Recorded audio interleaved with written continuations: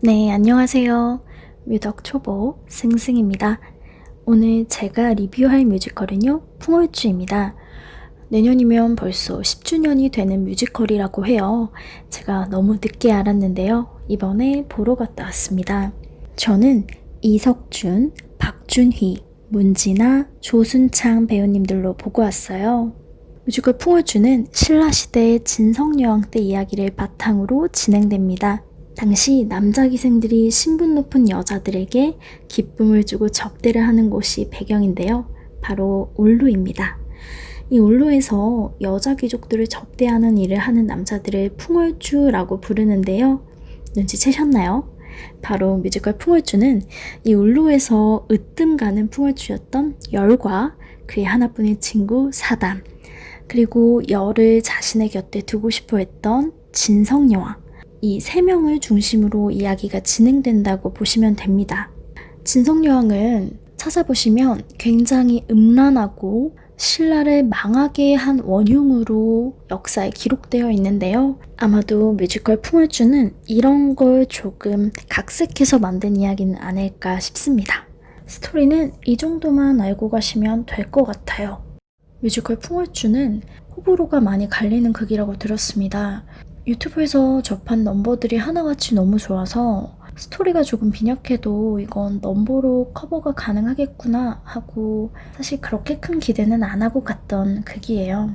그런데 아니나 다를까 조금 실망을 했습니다. 이유는 잘 모르겠어요. 중반까지도 집중이 좀 잘 안 되더라고요.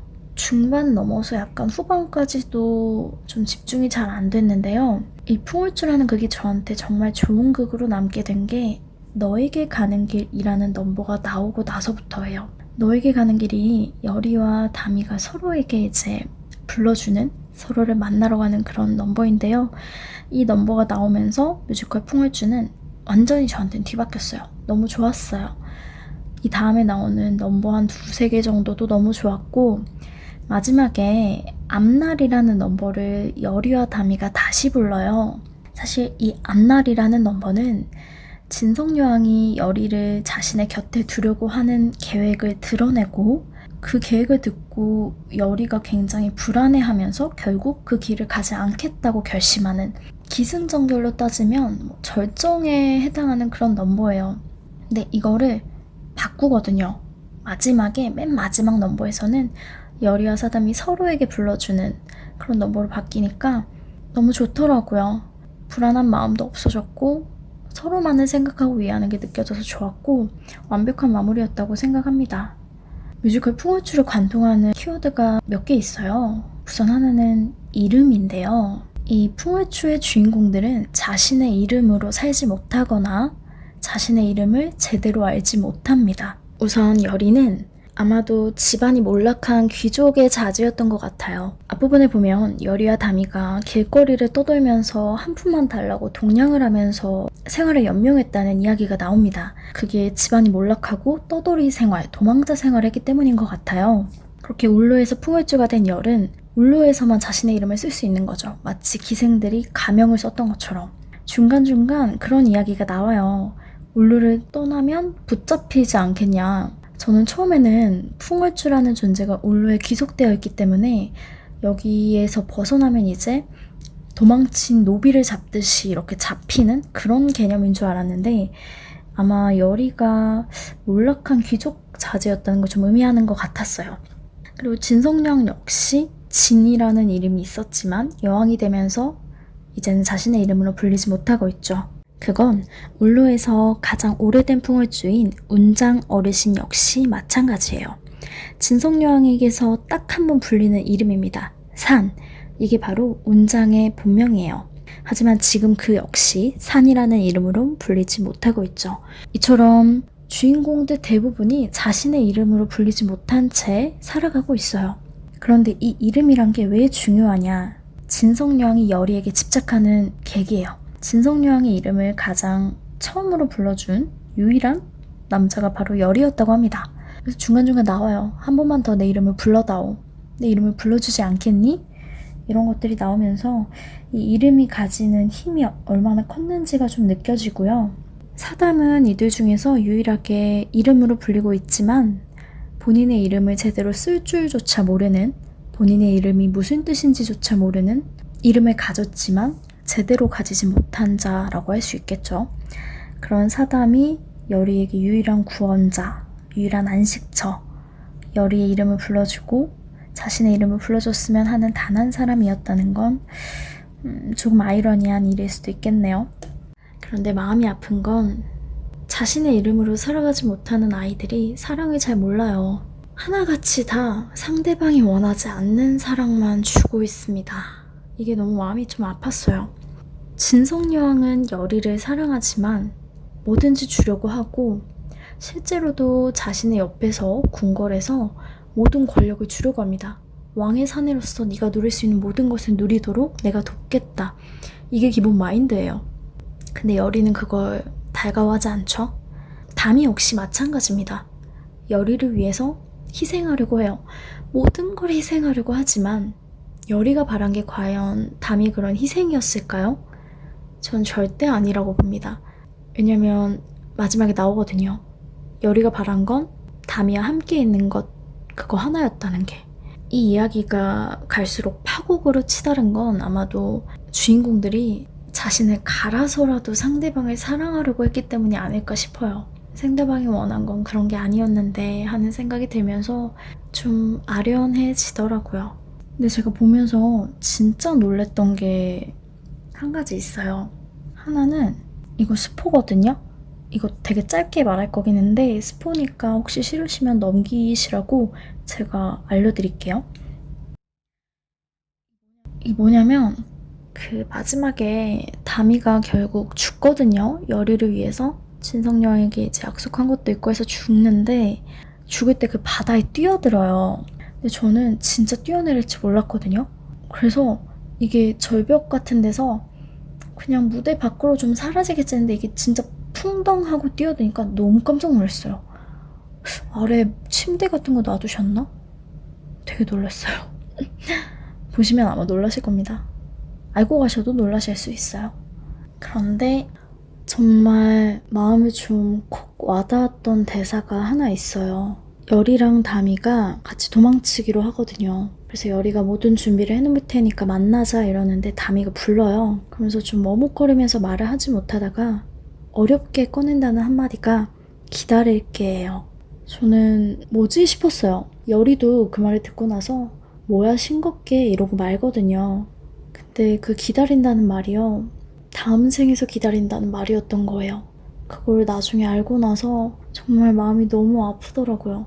이미 다미는 그때부터 여를 위해서 죽을 생각을 했구나 라는 생각이 들면서 정말 마음이 아팠습니다.